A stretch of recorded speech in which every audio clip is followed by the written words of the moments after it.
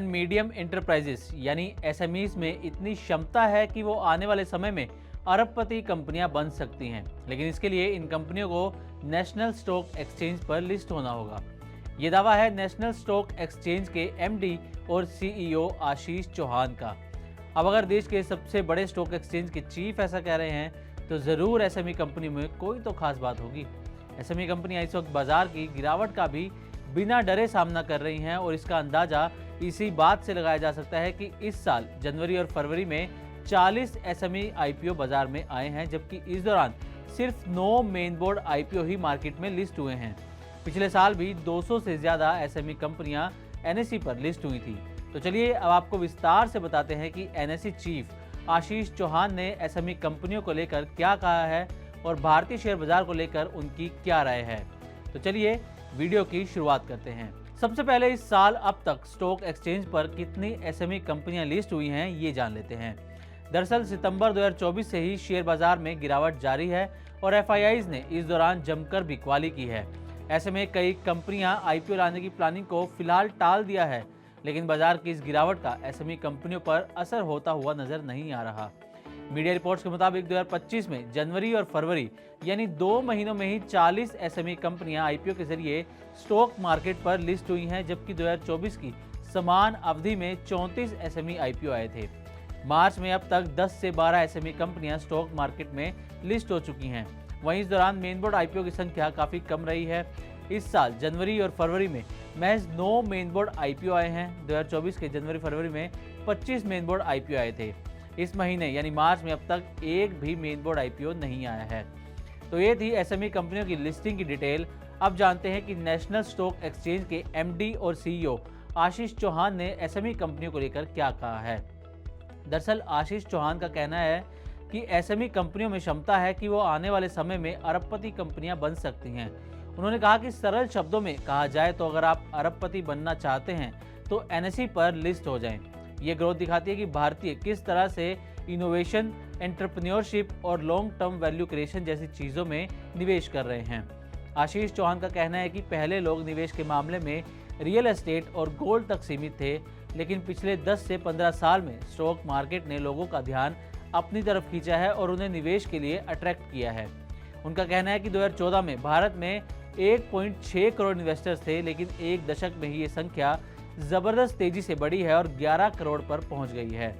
आशीष चौहान के मुताबिक भारत का strong market infrastructure, digital investment platforms और रेगुलेटरी स्टेबिलिटी भारतीय बाजार में स्टार्टअप्स और ग्रोइंग एंटरप्राइजेस को आगे बढ़ने में बेहद मदद कर रहे हैं।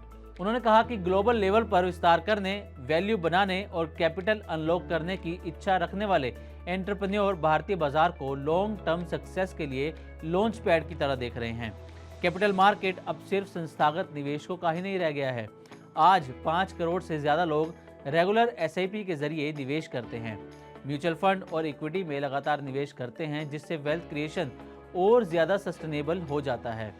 तो ये थी एसएमई कंपनियों पर नेशनल स्टॉक एक्सचेंज के एमडी और सीईओ आशीष चौहान की राय।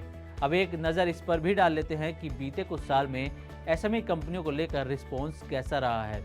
तो रिपोर्ट्स के मुताबिक 2020 में एक एसएमई आईपीओ के लिए 297 रिटेल इन्वेस्टर्स के आवेदन आते थे, लेकिन 2024 में रिटेल इन्वेस्टर्स के आवेदन बढ़कर 1.88 लाख हो गए हैं।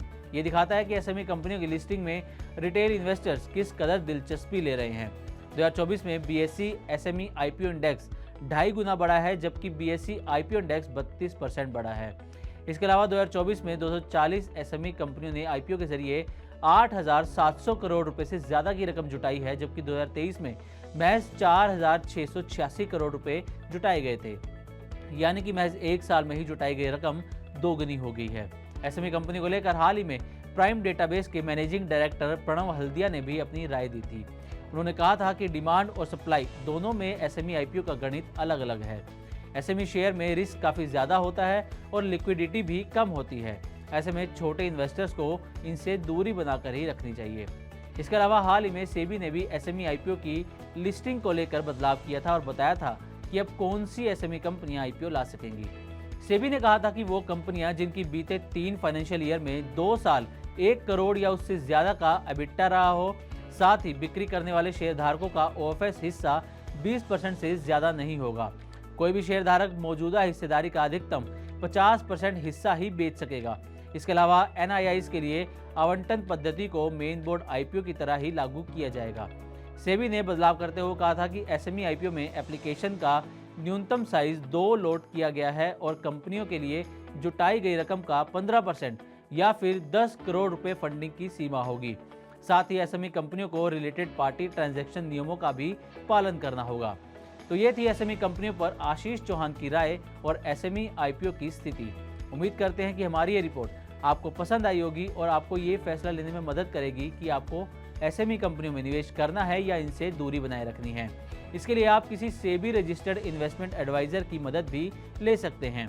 तो अगर आपको हमारी ये वीडियो अच्छी लगी हो तो हमारे चैनल को सब्सक्राइब जरूर करें और बने रहें मनी9 के साथ।